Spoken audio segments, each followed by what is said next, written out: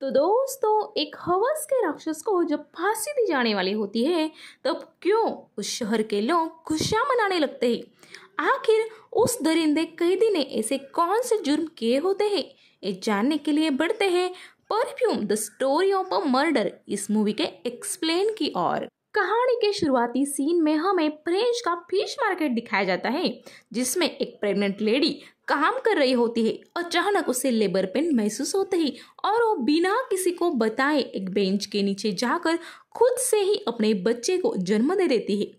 अब इसके पहले उस औरत को हुए सभी बच्चे मरे हुए पैदा हुए थे, इसलिए उसे लगता है अब की बार भी मरा हुआ बच्चा ही जन्म लेगा। इसलिए वो उस बच्चे को अपने पैरों से ढकेल कर साइड कर देती है। फिर कुछ वक्त आराम करने के बाद वो लेडी वहां से जाने लगती है। तभी वहां की गंदी स्मेल की वजह से उस बच्चे को होश आता है और वो जोर जोर से रोने लगता है। वहां से गुजर रहे लोग बच्चे की आवाज सुनकर जब वहां देखते हैं, तब उन्हें एक औरत वहां से बच्चे को छोड़कर भाग रही है, ये नजारा दिखता है। वो बच्चा और कोई नहीं बल्कि वही कैदी होता है जिसे हमने शुरुआत में देखा था। उसका नाम है जेन। अब दो बातें मैं आपको शुरुआत में ही क्लियर कर दूं कि जेन की नाक काफी शार्प होती है, मतलब उसके स्मेल सेंसेस काफी तेज होते हैं। और दूसरी बात यह है कि जो कोई जेन को अपने आप से दूर करता है वो मारा जाता है। अब कहानी आगे बढ़ती है। रोते बच्चे को देखकर वहां खड़े लोगों को दया आती है और वो भाग रही औरत को पुलिस के हवाले कर देते हैं।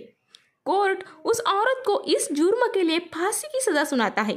आगे जेन को मिस गिलार्ड इनके ऑर्फन होम में भेज दिया जाता है, जहां वो करीब 14 साल तक रहता है।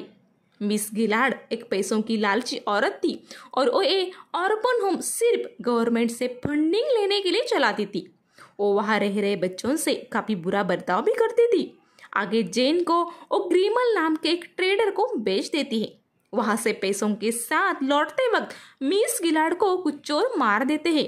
आगे के 4 साल तक जेन ग्रीमल के फिश स्टोरिंग बिजनेस में काफी ईमानदारी से मेहनत करता है, जिस वजह से ग्रीमल का वो फेवरेट बन जाता है। एक दिन ग्रीमल उसे फ्रांस के मशहूर सिटी मार्केट घुमाने अपने साथ ले आता है। फिश मार्केट की गंदी दुनिया से जेन लाइफ में पहली बार एक साफ सुथरे जगह आया था। यहाँ आकर वो काफी अच्छी स्मेलों को एंजॉय भी कर रहा होता है।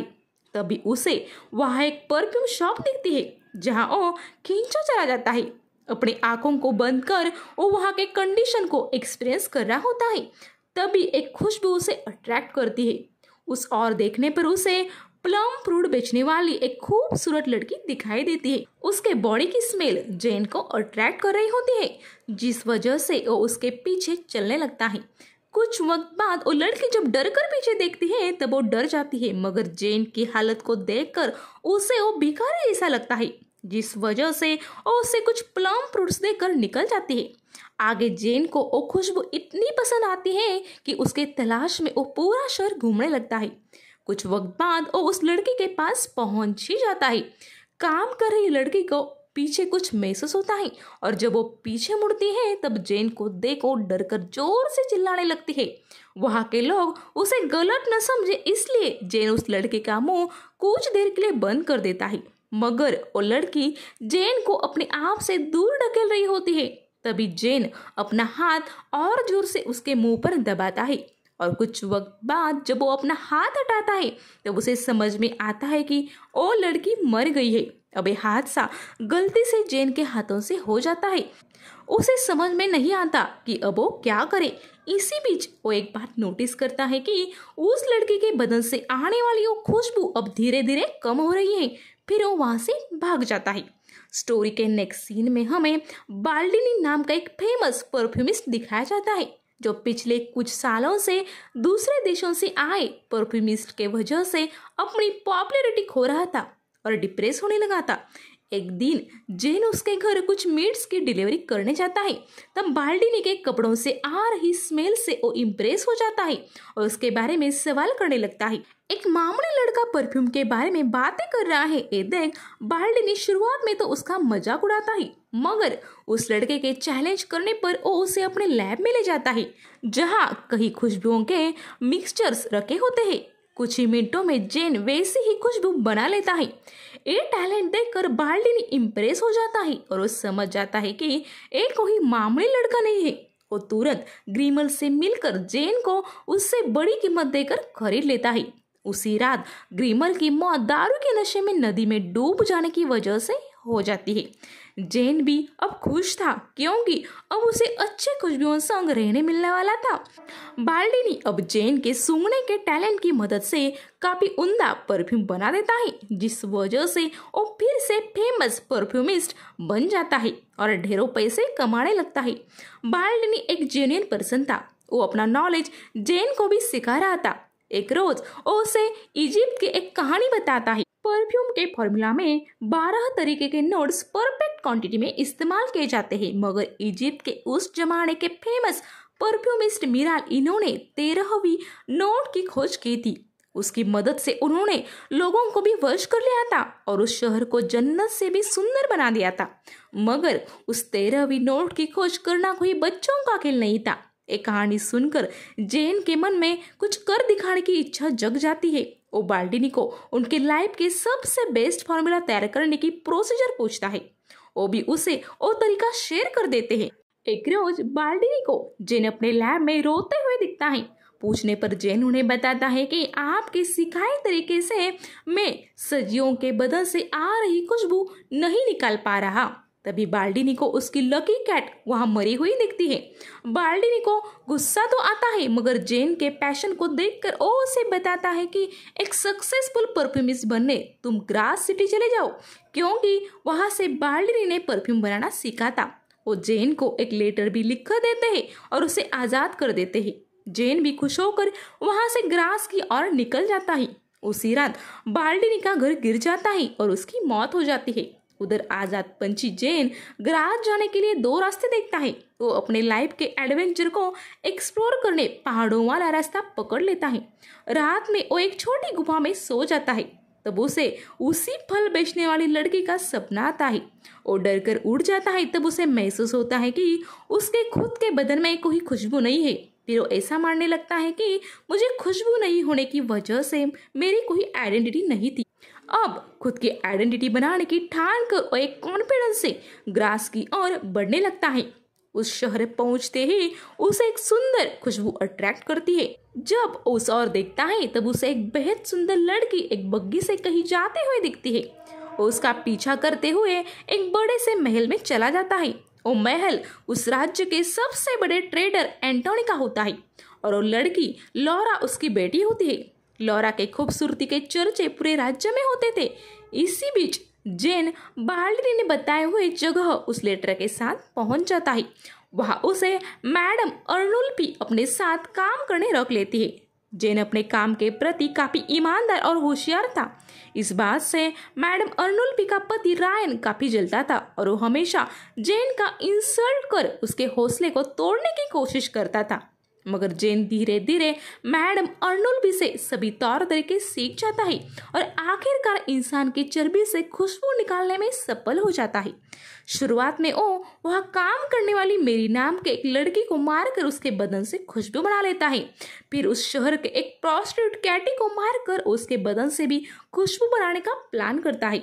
शुरुआत में कैटी को कुछ समझ नहीं आता, मगर उसके इरादे समझने पर उसका विरोध करती है। मगर जेन उसे मारकर उसके बदन की खुशबू भी निकाल लेता है और उस खुशबू को कैटी के कुत्तों को भी सूंघाता है, जिस वजह से कुत्ते के रिएक्शन देख वो अपना सक्सेस कंफर्म करता है।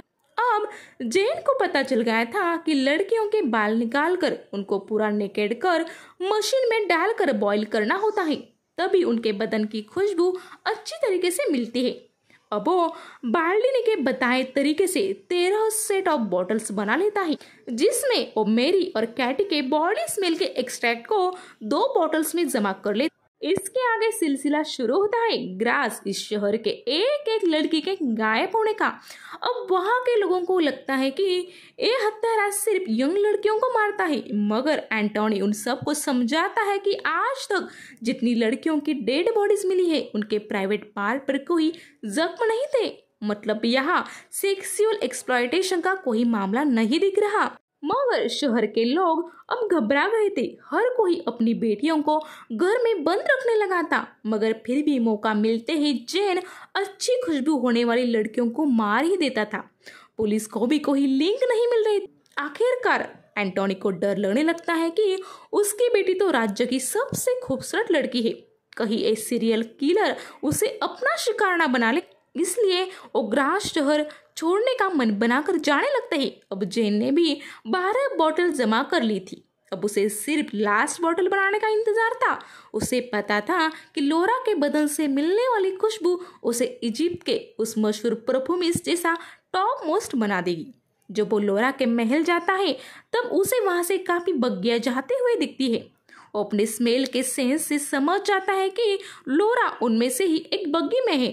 वो उन सब का पीछा करने लगता है। फिर जब एंटोनी सफर दौरान एक होटल में रुकता है तब रात में वो लोरा को एक रूम में बंद कर उसकी चाबी अपने पास रख लेता है।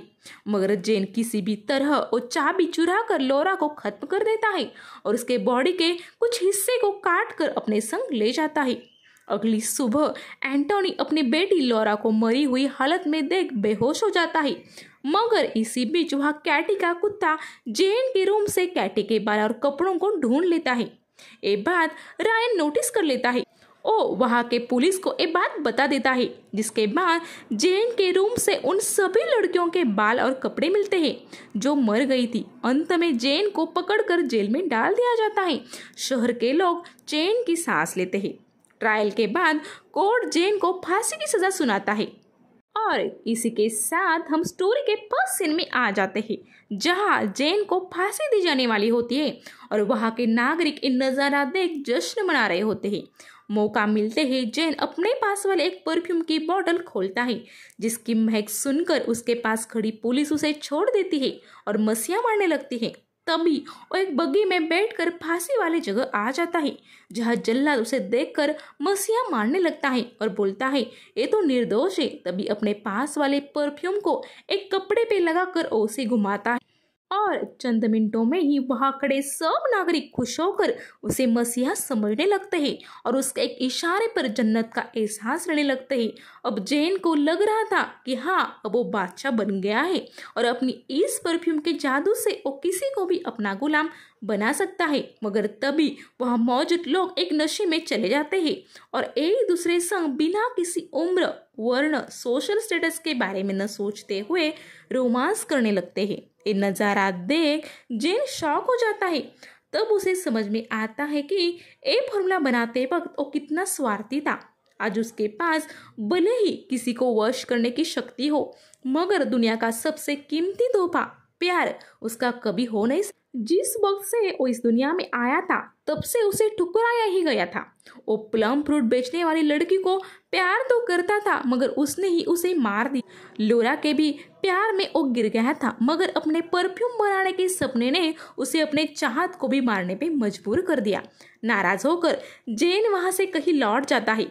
कुछ वक्त बाद जब वहाँ के लोगों को होश आता है तो वो अपने आप को नेकेड देखकर शर्म महसूस करते हैं। फिर वो सब रायन को ही जिम्मेदार ठहराते हैं, क्योंकि अब उनके नज़रों में जेन तो मसीहा था। इसके बाद रायन को फांसी दी जाती है। वही दूसरी ओर हम देखते हैं कि जेन उसी फिश मार्केट आ जाता है जहाँ वो पैदा हुआ था। वो अपने पास वाला परफ्यूम खुद के बदन पे छिड़क देता है। कुछ ही पलों में वहाँ के सब लोग उसके बदन पर झपट पड़ते हैं और नोच नोच कर उसके बदन के टुकड़े टुकड़े कर देते हैं, जिससे वो मर जाता है। अगले दिन हमें दिखता है कि वो फिश मार्केट नॉर्मल तरीके से रोज की तरह शुरू हो गया था। जेन की परफ्यूम की बोतल वहाँ गिरी हुई थी और उसमें से आखिरी बूंद जमीन पर गिरने ही वाली होती है। इसी सीन के साथ मूवी यही खत्म हो जाती है। दोस्तों, अगर मूवी के एंड को मैं अपने समझ के अनुसार कंक्लूड करूँ तो मुझे लगा कि काफ़ी गंदी जगह से जेन ने अपने लाइफ की शुरुआत की थी। अपने टैलेंट और मेहनत के जोर पर उसने सबसे ऊंचा मकाम भी हासिल कर लिया था, मगर अपने सपने को पूरा करते हुए और जिंदगी में प्यार करना ही भूल गया और उसने हर मोड़ पर अपने प्यार को मार दिया। शायद उसी वजह से आज उसको ऐसी दर्दनाक मौत मिली। उस भरे बाजार में बोतल से गिर रही वो आखिरी बूंद भी यही दर्शाती है कि इतनी कीमती चीज होते हुए भी उसका किसी को कुछ लेना देना नहीं था। दोस्तों, जिंदगी भी कुछ ऐसी ही है। आप चाहे कितने भी बड़े इंसान हो, अगर आपके पास आपके अपने ना हो तो आपके जीने का कोई मायना नहीं रखता। आपको एक्सप्लेन पसंद आया हो तो चैनल को सब्सक्राइब करना ना भूले। अब वक्त है आपसे विदा लेने का। Good bye.